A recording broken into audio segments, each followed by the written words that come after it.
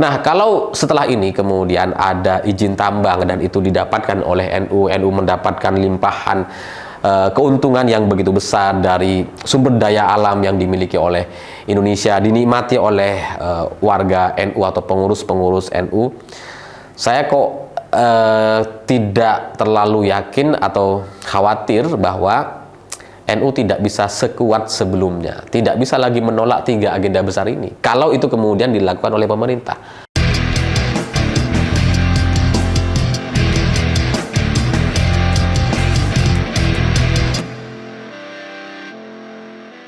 Selamat malam semuanya. Setelah video saya sebelumnya membahas soal KWI atau kelompok dari Katolik yang menolak soal izin tambang yang ditawarkan oleh pemerintah, ternyata di video tersebut banyak orang-orang yang berkomentar dan menyindir-nyindir NU karena PBNU sudah mengajukan izin tambang yang ditawarkan oleh pemerintah. Ada yang mengkritik, ada yang nyindir atau bahkan mempertanyakan kenapa PBNU malah menerima gitu ya.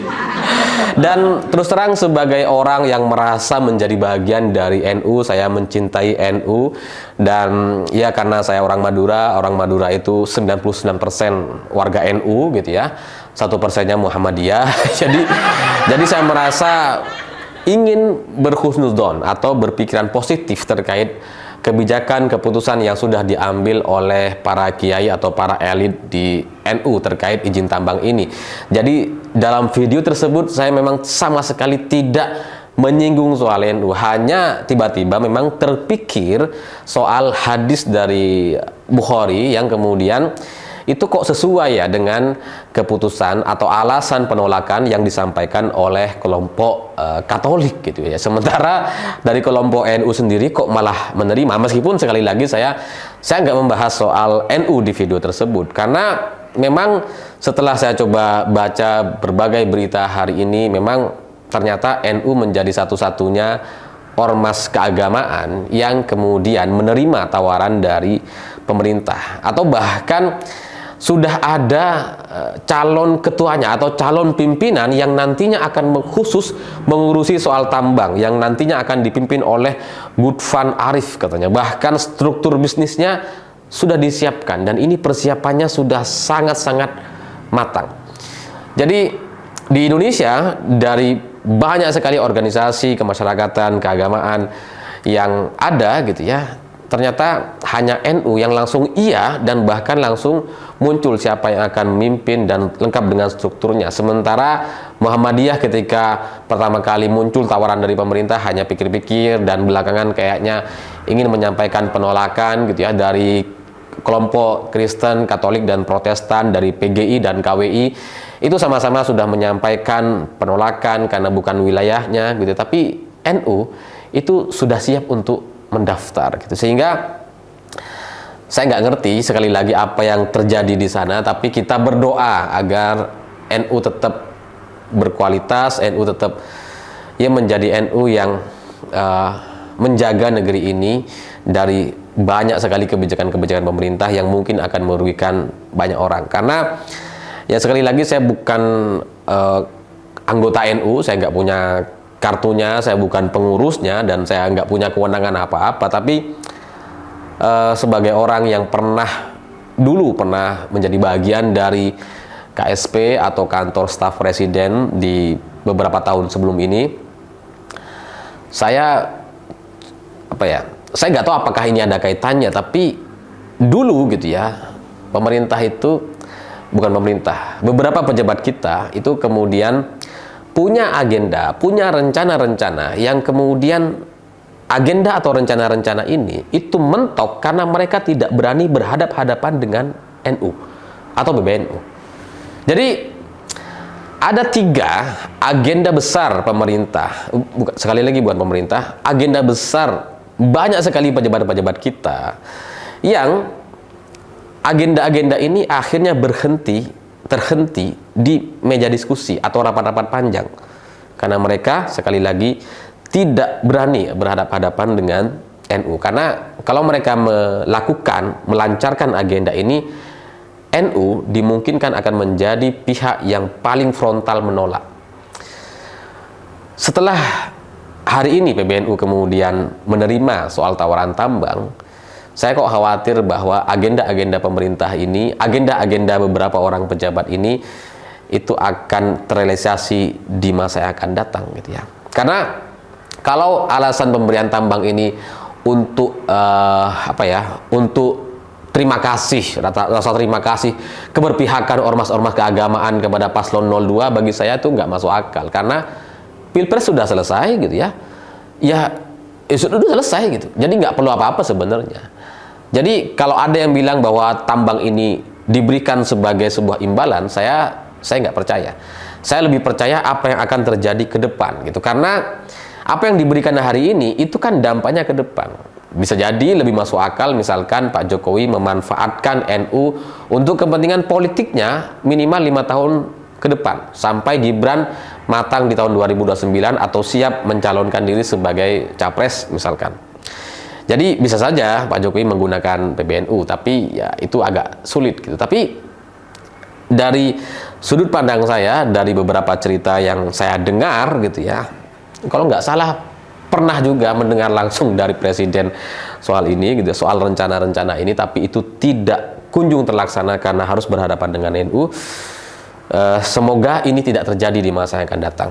3 hal itu adalah, yang pertama adalah pembukaan kasino. Jadi hari ini gitu, kalau kita bicara soal kasino atau perjudian, orang-orang kita itu masih terbang ke Singapura, masih ke Malaysia, Genting Highland. Tapi kalau Genting Highland itu kan agak jauh ya dari pusat kota, sehingga kalau yang sudah agak-agak tua itu malas mereka ke Malaysia, jadi ke Singapura saja yang lebih gampang aksesnya gitu. Jadi kalau orang-orang mau main kasino, mau judi, itu masih ke sana, masih ke Singapura, masih ke Malaysia. Padahal kalau kita bisa buka di sini gitu ya, di satu pulau yang private, misalkan di salah satu pulau Kepulauan Seribu, itu bisa aja gitu, sehingga perputaran uangnya tetap di sini-sini aja, nggak keluar ke luar negeri, atau bahkan kita bisa mengundang orang lain untuk masuk ke sini untuk bermain judi atau di kasino, sehingga itu akan menguntungkan bagi kita karena itu perputarannya sangat besar gitu.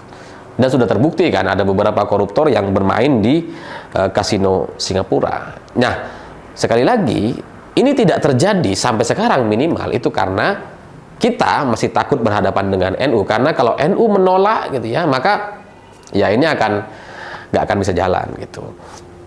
Termasuk legalisasi judi online, ya kan sudah ada tuh bahasan-bahasannya. Daripada ini ilegal, daripada ini uangnya nguap kemana-mana, mending dilegalkan gitu. Jadi kenapa kemudian tidak terjadi sampai sekarang? Sekali lagi, karena NU itu masih sangat-sangat ditakuti. Karena ya operatornya dari judi online itu kan sangat profesional, dari kelompok elit, ya kelompok mereka saja sebenarnya gitu. Tapi ya karena nggak bisa dilegalkan, makanya jadi ilegal dan tetap aman. Jadi ilegal aman. Lalu kemudian agenda yang kedua adalah soal lokalisasi resmi atau prostitusi resmi. Ya karena sekarang kan banyak yang ditutup gitu ya, di beberapa tempat ditutup, kemudian ini menjadi sebuah praktek yang ilegal gitu ya. Pemerintah melarang gitu ya, ada larangan-larangannya gitu ya. Dan dalam beberapa diskusi sempat kemudian muncul usulan-usulan gitu, kenapa tidak dilegalkan saja, toh ini lebih aman nantinya, nanti ini akan jauh lebih terkontrol ya, tersentral, tidak nyebar dan diam-diam seperti sekarang sehingga kita sulit untuk memantau, pemerintah tidak punya akses untuk memantau kondisi kesehatan mereka dan tidak bisa majekin para pekerja seksual ini gitu ya. Jadi kenapa nggak dilegalkan? Ya kembali lagi, tidak dilegalkan karena nggak mungkin, karena masih ada NU. Kalau ini dilegalkan, NU pasti akan menjadi yang terdepan menolak itu. Dan yang paling mengkhawatirkan adalah yang ketiga, yaitu hubungan diplomatik dengan Israel. Saya dengar ada banyak sekali pembicaraan soal ini, kita tuh rugi nggak bisa menjalin hubungan diplomatik dengan Israel. Dunia ini sudah berubah. Kalau zaman Bung Karno dulu mungkin masih beda dengan yang sekarang. Bagaimanapun banyak negara itu sangat bergantung dengan Israel, teknologi dan sebagainya itu sangat canggih, sehingga kita harusnya membuka hubungan diplomatik dengan negara ini. Rencana-rencana ini gitu ya, sudah banyak disampaikan di meja-meja diskusi, tapi kemudian sekali lagi itu sangat dikhawatirkan karena kalau membuka peluang ini nanti akan diprotes oleh NU gitu ya. Dan rencana itu saya curigai soal membuka hubungan diplomatik dengan Israel ini, saya curigai itu terjadi ketika Piala Dunia U20 kemudian menyertakan atau membuat Israel lolos ke fase selanjutnya dan Indonesia menjadi tuan rumah waktu itu. Kenapa pemerintah pusat tidak menyampaikan penolakan terhadap Israel bahwa kita itu tidak punya hubungan diplomatik dan nggak bisa Israel itu mengibarkan bendera di sini atau menyanyikan lagu kebangsaannya di sini? Kenapa mereka pusat tidak menyampaikan itu? Karena ini adalah bagian dari normalisasi, adalah satu pintu masuk untuk kemudian nantinya ke depan bisa diterima oleh masyarakat, lebih bisa diterima kalau Israel datang ke Indonesia. Sehingga kalau benderanya sudah berkibar, lagu kebangsaannya sudah dikumandangkan, itu akan menjadi satu pembenaran-pembenaran baru sehingga kita menjadi lupa dengan sejarah dan aturan kita sendiri. Dan surveinya sudah ada. Orang yang menerima Israel itu sudah ada surveinya. Saya pernah lihat gitu ya. Kalau nggak salah, 60% orang Indonesia masih menerima Israel. Terlepas mereka tahu atau enggak, mereka menerima itu. Jadi di Piala Dunia yang kemudian digagalkan atau muncul perdebatan atau keputusan yang sangat keras sekali dari PDI Perjuangan dan juga disuarakan oleh Pak Ganjar, itu nampaknya yang kemudian menggagalkan skema atau agenda menormalisasi hubungan atau penilaian masyarakat Indonesia terkait Israel. Dan sekali lagi sama alasannya gitu ya, kenapa tidak kemudian dibuka hubungan diplomatik atau pembicaraan soal ini, karena masih takut dengan NU gitu ya. Sehingga dari 3 agenda besar ini yang cukup membahayakan bagi negara kita, ya mungkin bagi sebagian orang ya boleh aja lah kasino kasih satu pulau, lokalisasi tempat prostitusi kasihlah satu pulau, itu bisa menjadi satu perdebatan yang lain gitu ya. Tapi selama ini 3 agenda itu tidak terlaksana karena pemerintah atau orang-orang kita, pejabat di tingkat elitnya masih takut atau tidak bisa mengucapkannya atau mengajukannya ketika ini berhadapan-hadapan dengan NU. NU dianggap sangat kuat, terlalu kuat gitu ya, sehingga 3 agenda besar ini tidak terlaksana. Nah, kalau setelah ini kemudian ada izin tambang dan itu didapatkan oleh NU, NU mendapatkan limpahan keuntungan yang begitu besar dari sumber daya alam yang dimiliki oleh Indonesia, dinikmati oleh warga NU atau pengurus-pengurus NU, saya kok tidak terlalu yakin atau khawatir bahwa NU tidak bisa sekuat sebelumnya, tidak bisa lagi menolak 3 agenda besar ini kalau itu kemudian dilakukan oleh pemerintah. Karena bayangkan NU mengurus tambang yang keuntungannya besar sekali gitu ya, kita nggak perlu sebutin aja berapa, tapi itu sangat besar dan itu jauh. Misalkan kalau NU hari ini mampu 1 triliun, misalkan tambang bisa 10 kali lipatnya atau lebih besar gitu ya, itu kan adalah sesuatu atau angka yang sangat fantastis sekali, yang kemudian itu membuat NU mungkin akan cukup bergantung.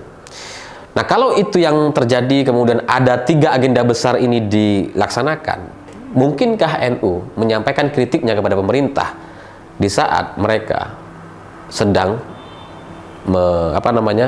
sedang punya tambang yang diberikan izinnya oleh pemerintah atau diberikan hadiahnya?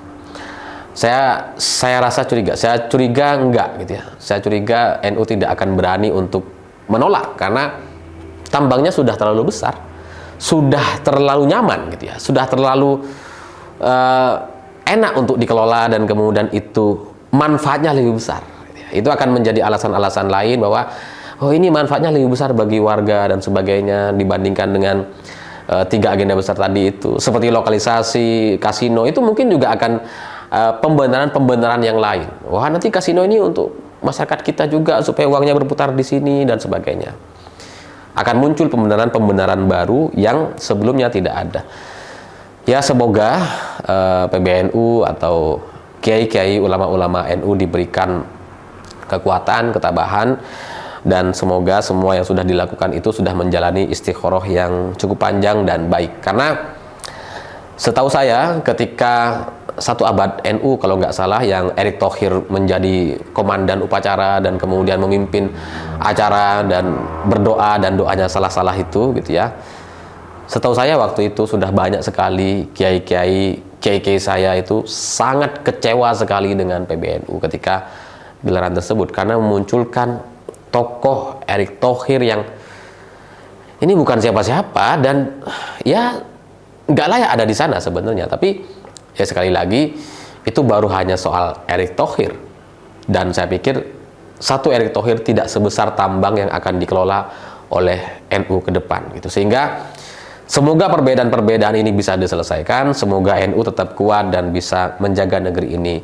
menjaga etika moral masyarakatnya tetap baik gitu ya. Karena kalau NU-nya sudah goyang, saya khawatir yang lain juga akan goyang. Tapi syukurnya Muhammadiyah dari PGI, KWI sudah menyampaikan penolakan. Semoga dengan ini menjadi satu catatan dan pembelajaran kepada pemerintah bahwa tidak semua hal bisa diselesaikan dengan uang. Saya pikir itu. Terima kasih sudah menonton. Begitulah kura-kura.